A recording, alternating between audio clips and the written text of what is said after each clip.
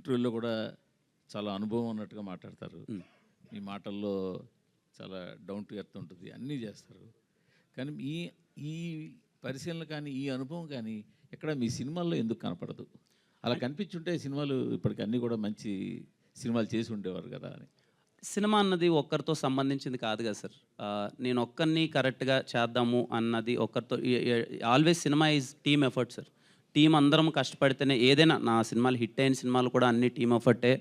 Cinema ఆడంది కూడా team ఎఫర్టే. కానీ ఒక్కరు ఖచ్చితంగా అని ఒక్కరి మీద అయితే నాకు తెలిసి నా జర్నీలో నా సినిమాల్లో ఒక్కరి మీద డిపెండ్ అయితే లేదు సార్. నేను ఇలా చేద్దాం, ఇలా కష్టపడదాం అనుకున్నా కానీ టీమ్ సపోర్ట్ అందరం కలిసి చేస్తేనే ఒక సినిమా వస్తుంది సార్. మీరు ఎంచుకున్న స్క్రిప్ట్లు, మీరు ఓకే చేసిన సీన్లే కదా. అవును సార్. అంటే ఈ రోజుల్లో ఏమనుకుంటున్నానంటే, నేను అదే అంటాను సార్, నా తప్పు జరిగింది. 2021లో నేను కొన్ని స్క్రిప్ట్ సెలెక్ట్ చేశాను. 2021కి 2024కి ఆడియన్స్ అన్నది మారిపోయారు సార్. అంటే కంటెంట్ ఆ టైంకి మేబీ నాకున్న మైండ్ సెట్కి, చిన్న కమర్షియాలిటీకి ఇవి వర్కౌట్ అవుతాయన్న ఒక సినారియోలో నేను అప్పుడు ఓకే చేసుకుని ఉండొచ్చు.